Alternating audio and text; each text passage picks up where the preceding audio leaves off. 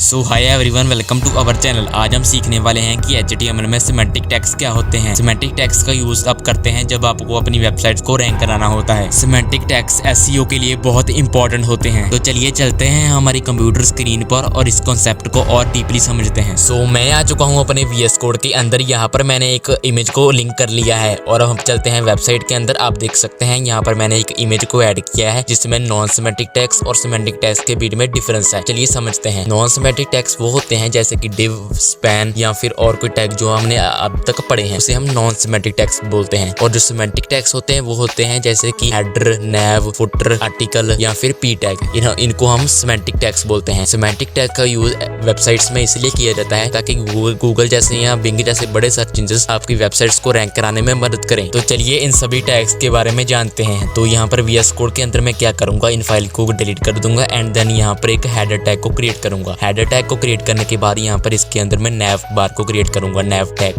Tag को create करने के बाद इसके अंदर मैं एक अनऑर्डर लिस्ट को क्रिएट कर लूंगा ULLI एंड इसके अंदर मैं लिख देता हूँ होम, अबाउट एंड कॉन्टैक्ट। यहाँ पर आप देख सकते हैं मैंने एक हेडर टैग को क्रिएट किया। हेडर टैग के अंदर मैंने नैव टैग को क्रिएट किया। नैव टैग का मतलब है नैव बार। इससे जो सर्च इंजन है वो समझ जाएगा कि ये जो नैव टैग और हेडर टैग इस बंदे ने क्रिएट किया है वो उसका हेडर को डिफाइन कर रहा है। मतलब कि वो सर्च इंजन समझ जाएगा कि ये जो अपने जो भी हेडर के अंदर लिखा है वो सब उस वेबसाइट्स का हेडर उसमें आएगा। तो ऐसे ही इसके बाद एक आता है मेन टैग। मेन टैग के अंदर क्या होगा, जो आपकी वेबसाइट की बॉडी होगी, हेडर के बाद बॉडी आएगी, जो बीच वाला पार्ट होगा वो आएगा। उससे सर्च इंजन समझ जाएगा कि ये इस वेबसाइट का जो मोस्ट इंपॉर्टेंट पार्ट है बीच वाला वो यहाँ पर मेन के अंदर डाला हुआ है बंदे ने। उसके बाद सबसे नीचे आता है फुटर। फुटर क्या करता है, जैसे कि आपने हेडर क्रिएट किया, हेडर सबसे ऊपर वाला पार्ट हो गया और फुटर बॉटम वाला पार्ट हो गया। सबसे नीचे वाला जो वेबसाइट का एंड होगा जहाँ पर उसे फुटर कहते हैं। यहाँ पर हेडर में मैंने एक नैव बार को क्रिएट कर लिया एंड देन उसके अंदर ULLI क्रिएट कर ली एंड उसके बाद मेन के अंदर मैं कुछ कंटेंट लिख देता हूँ एंड देन फुटर के अंदर कुछ भी लिख देता हूँ। आप देख सकते हैं कि जो हेडर था वो उसका वेबसाइट का हेडर हो गया, जिससे कि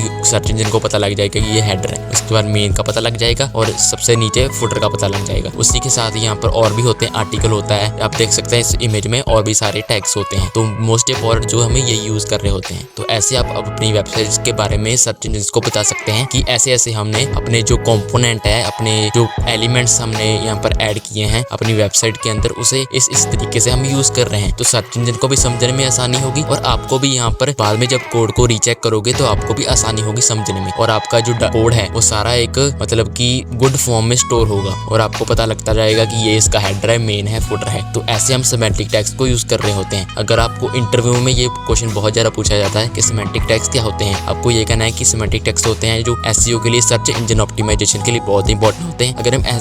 अगर हम सिमेंटिक टैग्स को यूज करेंगे, इससे हमारी जो वेबसाइट है वो रैंक होने के चांसेस बहुत ज्यादा बढ़ जाते हैं। अगर हम सिमेंटिक टैग को यूज नहीं करेंगे तो हमारी वेबसाइट बहुत कम रैंक करेगी और सर्च इंजन को पता नहीं लगेगा कि हम कौन कौन से कंपोनेंट कैसे यूज कर रहे हैं। तो ऐसे सिमेंटिक टैग्स और नॉन सिमेंटिक टैग्स के बीच में डिफरेंस होता है। आई होप कि आपको ये दोनों के बीच में डिफरेंस समझ आ गया होगा। अगर समझ आ गया तो वीडियो को लाइक कर देना और चैनल पर पहली बार तो सब्सक्राइब कर देना। इसी के साथ हमारा HTML का फुल कोर्स कंप्लीट होता है। तो आगे आपको कौन सा कोर्स चाहिए मुझे कमेंट कर देना। हम मिलते हैं नेक्स्ट वीडियो में।